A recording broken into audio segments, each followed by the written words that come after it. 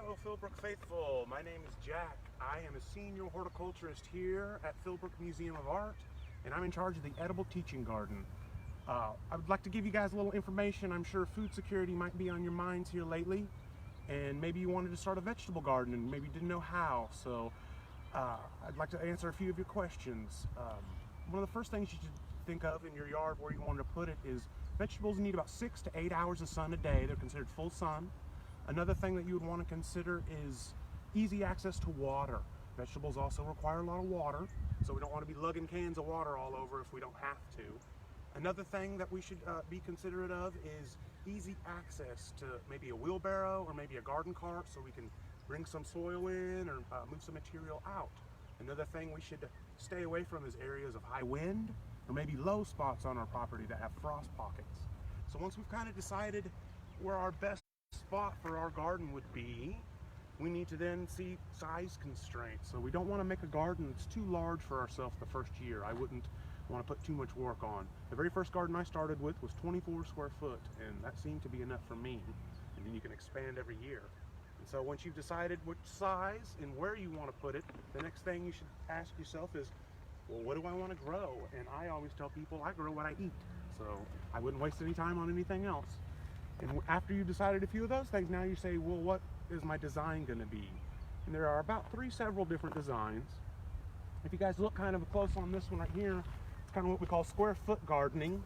Well, these haven't grown up. It's where you interplant crops together, say lettuce and then some onions together, as opposed to a traditional row, that's over here, that would just have a single or maybe even a double type of crop. So one of the advantages of this is less weeds, more yield per area, but then again, it takes more time to plan out your vegetable succession because vegetables ripen in different days than other vegetables. And then also, certain cultivars maybe grow taller than others, so you might shade some of your vegetables out, so you need to be careful. So I mentioned square foot and then a traditional row, and then one of the last ones we do is kind of what I do is modified raised bed. So it's kind of like a row, but it's raised. And so as you guys can see, I've got edging. It's usually 6, sometimes up to even 12 inches tall. One of the benefits is you can help control your weeds and separate your bed from your walkway. It also warms up the soil a lot earlier, so you can sow seeds earlier. But one of the disadvantages, obviously, this is cost and then the labor to implement all of these. So as you can see, I grew most of all of these from seed. Actually, we have a cold frame, which is basically an unheated greenhouse that uses the earth's temperature and sunlight to capture heat and keep the plants from freezing. But once we bring them out into the garden, one of the things I have to do is a horticultural term. It's called hardening off, which is I've got to successively set them out for longer periods of time to get them acclimatized to the environment they're going to be at. Because if we just took them out of the cold frame and stuck them out, they would probably wilt and die. So I hope that, guys, answers a few of your questions for you, and I thank you guys for joining me. We have a couple of questions. Sure. Is that okay? Yeah. So we heard that you are expanding the garden. Yes. And it's supposed to be 3 times or so bigger. So how big is this space right here? How much square footage? This space right here is 8,000 square feet. So it's like, I think it's like 1/6 of an acre.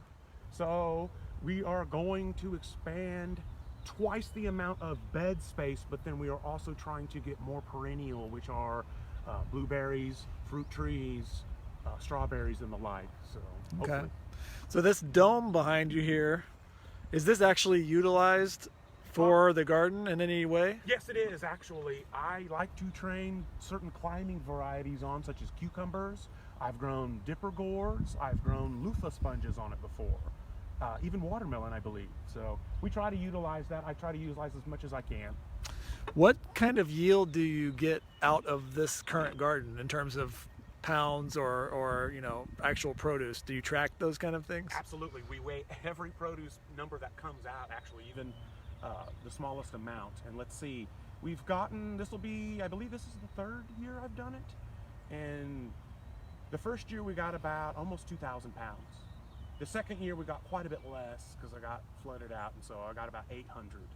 and I believe we got about that again. So I'm shooting for a lot more this year, hopefully. What's something that you've wanted to grow in this space but haven't had the chance to yet, that you are looking forward to growing, or something that's hard to grow usually that you've had some luck with? One of the things that I've had some really good luck with that isn't necessarily hard to grow, but I don't think a lot of people grow, is my asparagus, which I really like. Can we go look at that? Oh, yeah, absolutely. So they're fun. We got in 2-year-old crowns, and you got to let them grow for that season. You can't harvest any, and then the next year you can. And so you grab them, the ones that are larger than a pencil, you just snap them off. So this is asparagus. And if they go to this is called going to frond. And if they go to fronds, you leave this because it provides energy to the crown for next year's growth. Look at this right here. Here's some coming up. That's what it looks like when it comes up.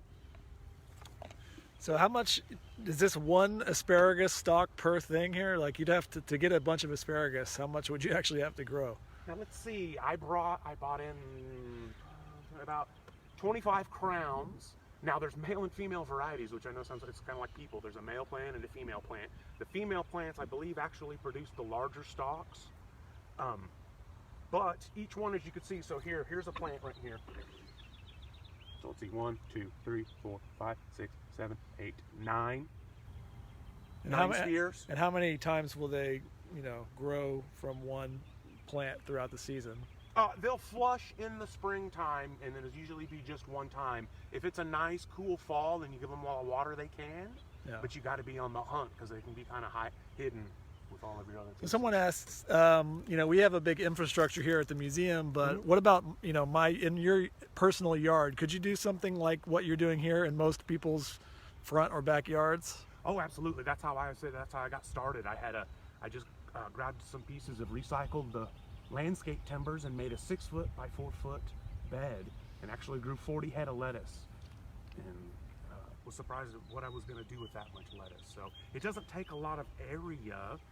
The main concern is just that you will tend to the garden and you choose specific vegetables that'll grow for your area. Is the kind of concentric circles pattern here of this garden done for any reason beyond just looks? Is there a certain reason why we did it that way? Actually, before I planned the garden, the director knew of a gentleman that we got the dome from, and so I knew that we were going to have a dome, and I basically got the instructions that I was supposed to make anything but straight rows. So the idea is that the dome is kind of the centerpiece of the garden? Absolutely, yes. And the way that we expand, it is going to be more concentric circles. We're going to connect more on, so hopefully. Good. All right, well, thank you, Jack. Yeah, thank you guys for joining us.